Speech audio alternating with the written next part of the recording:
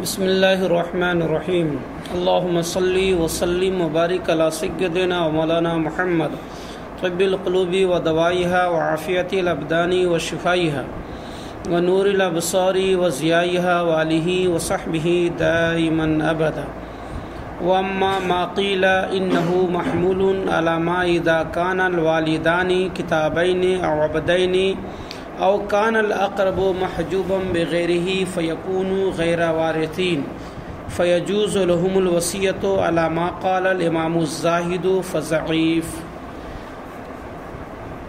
فقہ حنفی کی طرز پر لکھی گئی کتاب اور فقہ حنفی کی مناسبت سے تفسیر کی شاہکار کتاب تفسیر احمدی کے قدیم نسخے کے 20ویں صفحہ کی آخری 2 سطر سے سبق کا آغاز ہو رہا ہے۔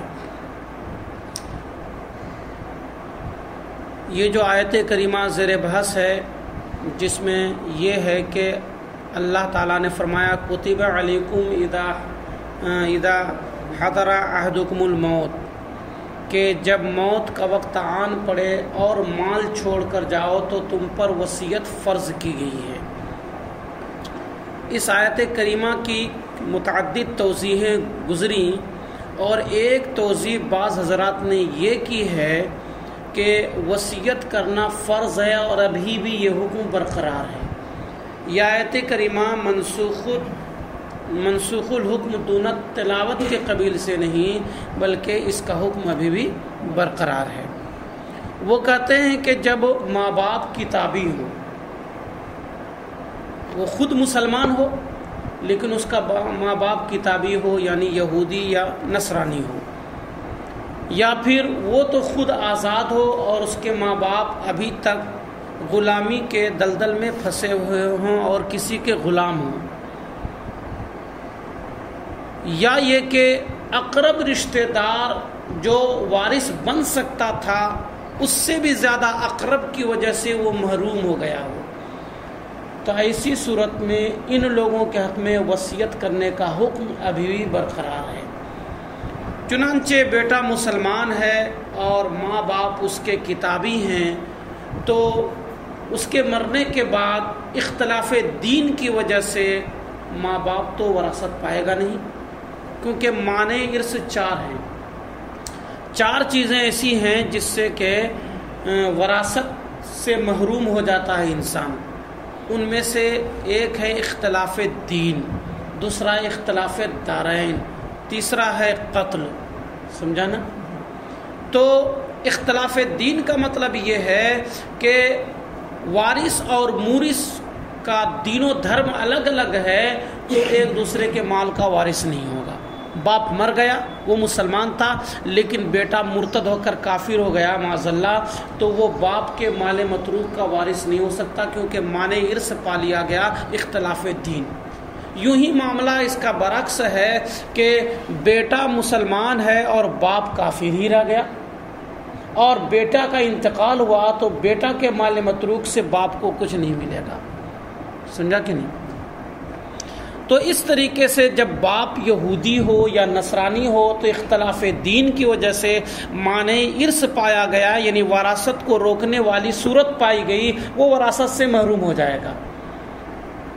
لیکن باپ ماں کا ایک حق ہے بیٹے کے اوپر، سمجھا نا؟ اس لیے کہا گیا کہ وراثت کے طور پر تو انہیں کچھ نہیں ملے گا، پر جب موت آن پڑے اور معلوم ہو جائے کہ اب میری موت آ جائے گی، نزا کی کیفیت طاری ہو جائے، تو اپنے اس یہودی اور نصرانی ماں باپ کے لیے وصیت کر جاؤ کہ میرے ماں باپ کو اتنا دے دینا۔ بس سمجھا رہی کہ نہیں؟ فرض نہیں ہے، جائز ہے، لیکن اسی لیے اس کو ضعیف بتا رہے ہیں۔ اور اسی طریقے سے ماں باپ اگر غلام ہو، ہاں رقیت بھی معنی ارث ہے، یہ چوتھا چھوٹ گیا تھا، جو رقیت بھی معنی ارث ہے کہ ماں باپ وارث و مورث میں سے کوئی ایک اگر غلام ہو تو ایک دوسرے کے مال کا وارث نہیں ہوگا، تو ماں باپ غلام ہی رہ گیا اور بیٹا آزاد ہو گیا، تو بیٹا کے مرنے کے بعد مال متروک میں ماں باپ کو نہیں ملے گا، کیونکہ رقیت یعنی غلام ہونا یہ معنی ارث میں سے ہے. بس میں کیوں تو وصیت کر دے گا کہ میرے ماں باپ غلام ہیں، ان کو کچھ ملے گا نہیں وراثت کے طور پر، تو بطور وصیت کے دے دینا. یا اقرب جو ہے محجوب ہو کسی غیر کی وجہ سے، کتنے ناز و نعم سے پالا ہوگا. شاید آپ نے اشرف العلماء ان کی گود پائی ہے کیا؟ کتنا ناز و نعم سے پالا ہوگا دادا نے پوتا کو. اب اللہ ان کا سایہ سلامت رکھے، تادیر صحت و سلامتی کے ساتھ. کسی کے ساتھ ایسا واقعہ پیش آ جائے کہ پوتا انتقال کر جائے اور در دنیا بچا اس کا باپ اور اس کا دادا، تو اس کا مال متروک دادا کو ملے گا؟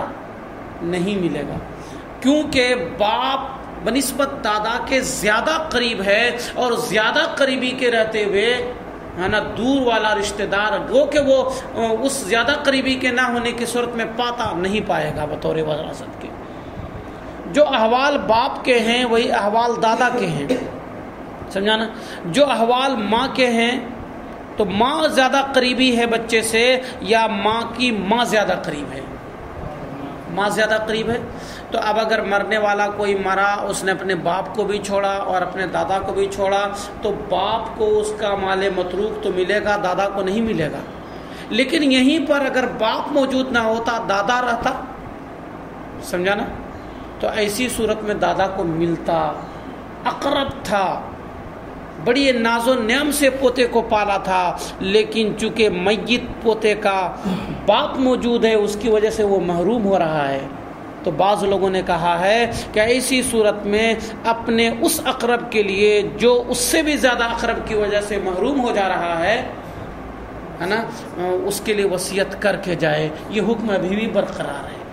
ایسے تو دادا اپنے پوتے کے لیے بھی تو وصیت کر سکتا ہے، اگر پوتا محجوب ہو جائے، باپ کا انتقال ہو جائے، دادا کر سکتا ہے. لیکن یہ جو ہے نا، یہ جو توضیح کی یہ توضیح ضعیف ہے، ابھی ضعیف قول کی توضیح ہو رہی ہے. سمجھا کہ نہیں؟ تو میں یہ صورت صرف بتا رہا ہوں، محجوب بغیر ہی کا یہی مطلب ہے. یا مرنے والا مرا، اس نے اپنی ماں کو بھی چھوڑا، اپنی نانی کو بھی چھوڑا، تو ماں کی موجودگی میں نانی محروم ہو جائے گی. ماں کو چھوڑا، دادی کو بھی چھوڑا، تو ماں کی موجودگی میں دادی محروم ہو جائے گی. سمجھا کہ نہیں؟ چونکہ جدہ جو ہے، جدہ چاہے نانی ہو یا دادی ہو، دونوں جدہ میں شامل ہے اور دونوں کا حق مساوی ہے. ایک دادی اور ایک نانی ہو جائے تو ایک سدس ملے گا، اور اسی ایک چھٹا حصہ میں دونوں کو بانٹنا پڑے گا.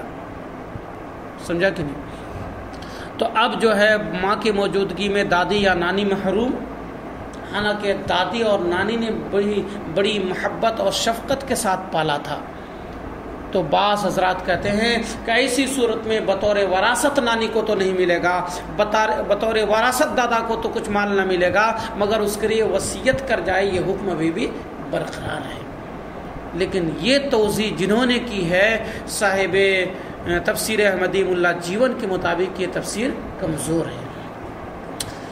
کہتے ہیں کہ رہی بات اس کی جو بعض لوگوں نے کہی ہے کہ یہ آیت کریمہ محمول ہے اس صورت میں جبکہ ماں باپ کتابی ہوں یا غلام ہوں یا اقرب کسی غیر کی وجہ سے محروم ہو رہا ہو اور وارث نہ بن رہے ہوں، تو ان کے لیے وصیت کرنا جائز ہے، جیسا کہ امام زاہد نے یہ بات نقل کی ہے. فضعیف، تو یہ جو بات کہی گئی یہ بات کمزور ہے.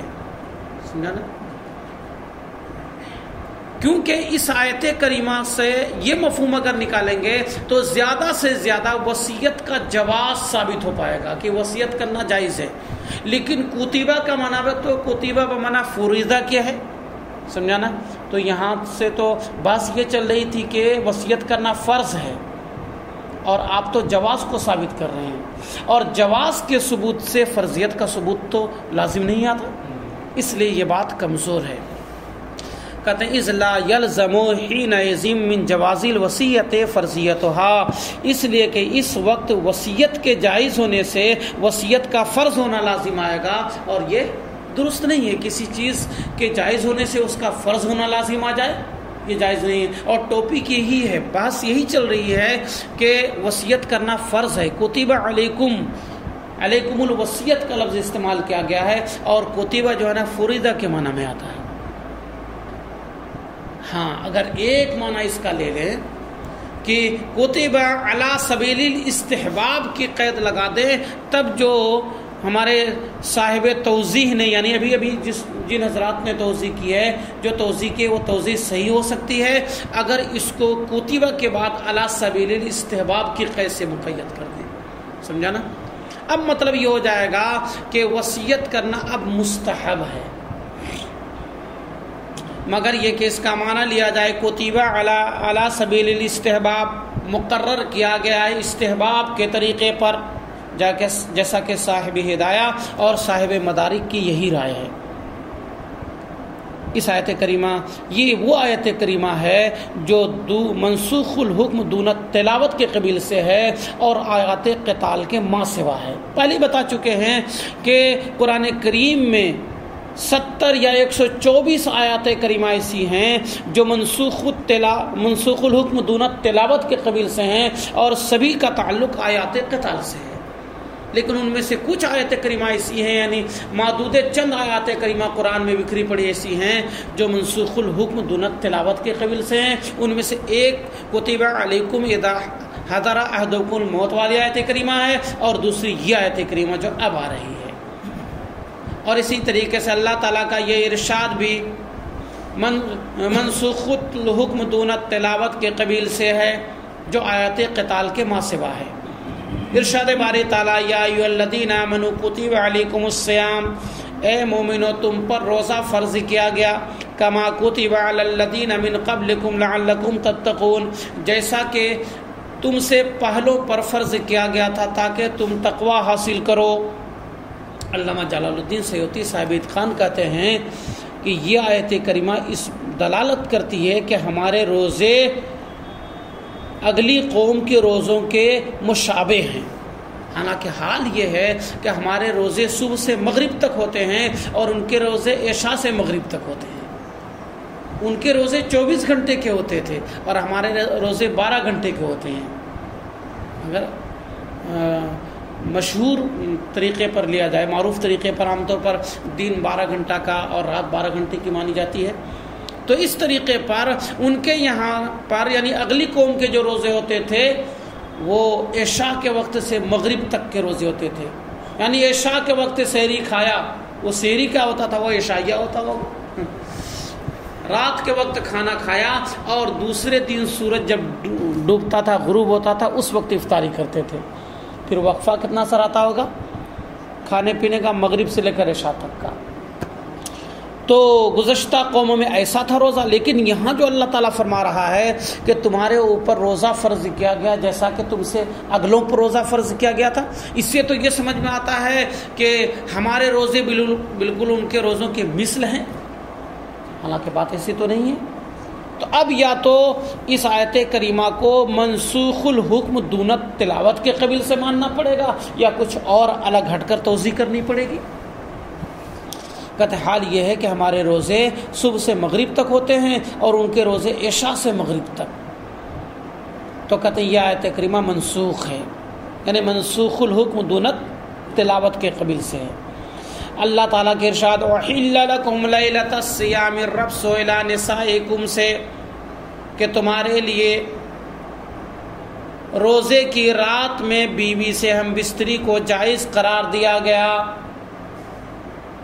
یہ آیت کریمہ اس بات کو بتلا رہی ہے کہ رات کا روزہ ہمارے یہاں پر معتبر نہیں ہے، اسی وجہ سے اگر کوئی شوہر اپنی بیوی سے ملاقات کرنا چاہے تو کر سکتا ہے۔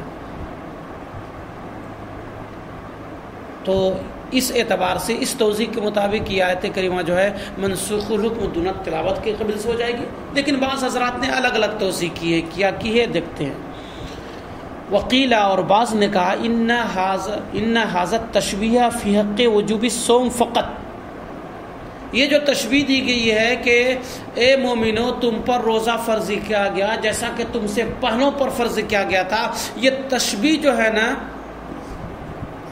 جمیع احکام میں نہیں ہے، بلکہ تشبیہ صرف وجوب صوم میں ہے، کہ جس طریقے سے روزہ فرض کیا گیا تھا اگلی قوم پر، تم پر بھی فرض کیا گیا.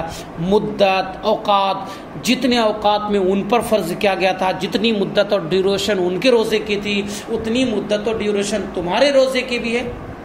اس بات کے اعتبار سے تشبیہ نہیں دی گئی. اور تشبیہ میں یہ بات لازم بھی نہیں ہے. تشبیہ میں لازم نہیں ہے کہ مشبہ کے اندر مشبہ بہی کے جمیع اوصاف پائے جائیں. کہا جاتا ہے کہ آپ کا دانت چاندی ہے، اس کا مطلب یہ نہیں ہوتا ہے کہ بالکل یہ دانت جو ہے اس دھات کے قبیل سے ہو گیا جو چاندی ہوتا ہے.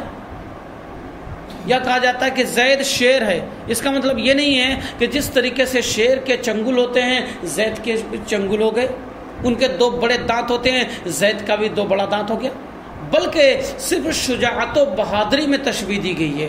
تو اسی طریقے سے یہاں پر بھی جو تشبیہ دی گئی ہے مسلمانوں کے روزے کو، مومنوں کے روزے کو اگلی قوموں کے روزے سے صرف وصف وجوب میں تشبیہ دی گئی ہے، جمیع اوصاف میں تشبیہ نہیں دی گئی ہے. بس میں کہ اگر یہ توضیح کر لو گے تو اس آیت کریمہ کو منسوخ الحکم دون تلاوت کے قبیل سے ماننے کی کوئی ضرورت نہیں ہے.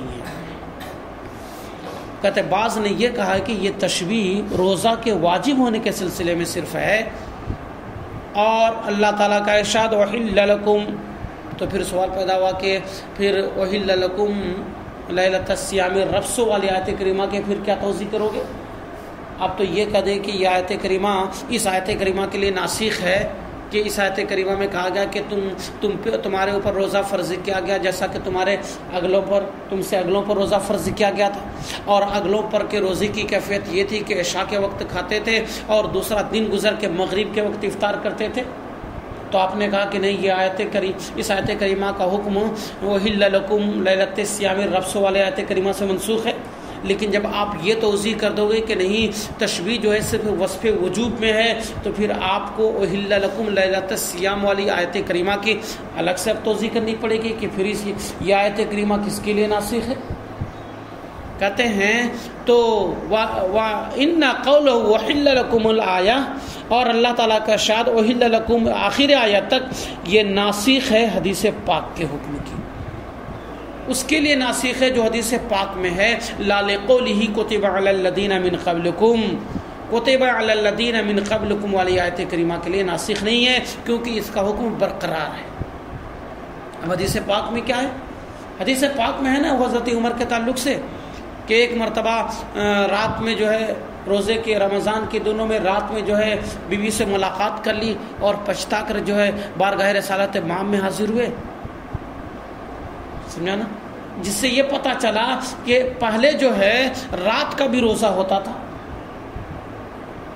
یا کچھ صحابہ کرام جو ہے چونکہ محنت اور مزدوری کرنے والے تھے، اور خاص کر جو مکہ سے مدینہ ہجرت کر کے گئے تھے بے سر و سامانی کے ساتھ گئے تھے، وہ ساری جائیداد اور ساری دولتیں تو مکہ میں چھوڑ کر گئے تھے.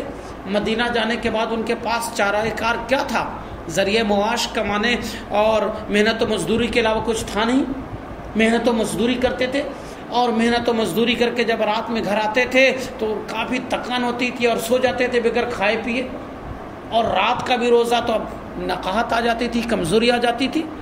تب یہ آیت کریمہ نازل ہوئی، کہا گیا نہیں، تم جب جمع کر سکتے ہو تو دیگر مفطرات ثلاثہ میں سے کوئی بھی رات میں اختیار کر سکتے ہو. سمجھا نا؟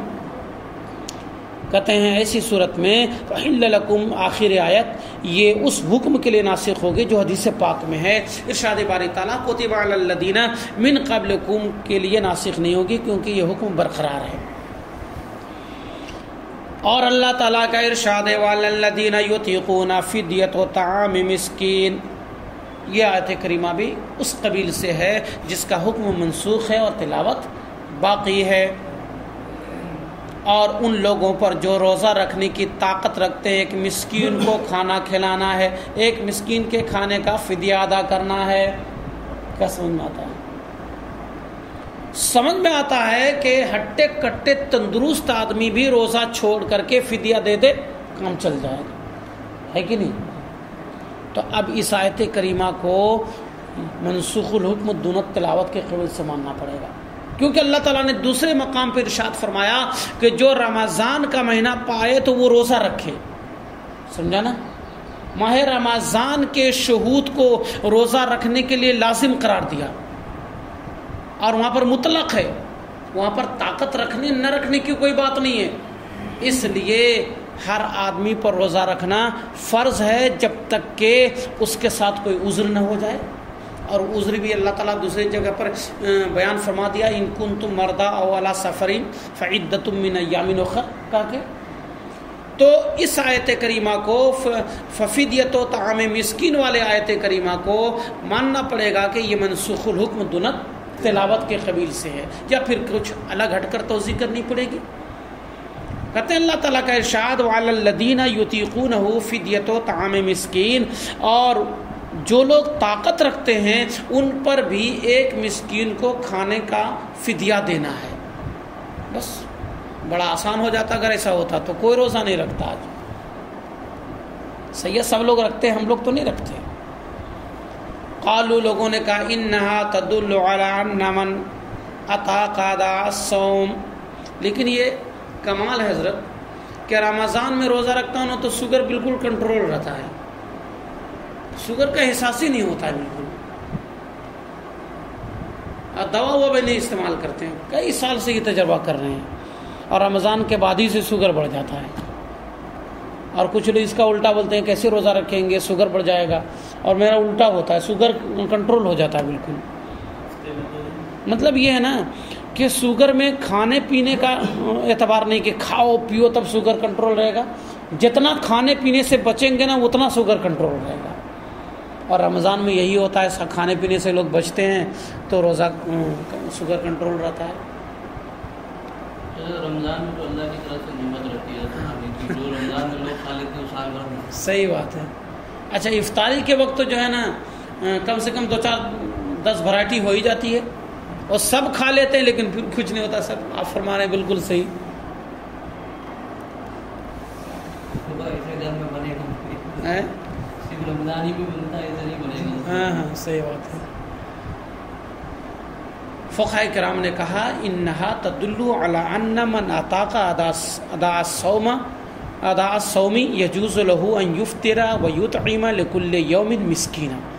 فقہاء نے کہا کہ یہ آیت کریمہ تو دلالت کرتی ہے اس بات پر کہ جو روزہ رکھنے کی طاقت رکھے اس کے لیے بھی جائز ہے کہ وہ روزہ نہ رکھے اور ہر دن کے عوض ایک مسکین کو کھانا کھلا دے. ولیسا کذالک، حالانکہ حکم ایسا نہیں ہے. فہی منسوخۃ بالآیۃ التی بعدہا، تو یہ بعد میں آنے والی آیت کریمہ سے منسوخ ہے، یعنی منسوخ الحکم دون تلاوت کے قبیل سے ہے. اور بعد میں آنے والی آیت کریمہ یہ ہے فمن شہد منکم الشہر فلیصمہ، جو ماہ رمضان کو پائے تو وہ روزہ رکھے. فإنہ امر بوجوب الصوم لکل من شہد الشہر، کیونکہ اس آیت کریمہ میں روزہ کے وجوب کا حکم دیا گیا ہے ہر اس شخص کے لیے جو ماہ رمضان کو پائے. تو اب اس آیت کریمہ کے بارے میں کہنا پڑے گا کہ یہ آیت کریمہ منسوخ الحکم دون تلاوت کے قبیل سے ہے، یا پھر الگ ہٹ کر کچھ توضیح کرنی پڑے گی. سمجھا نا؟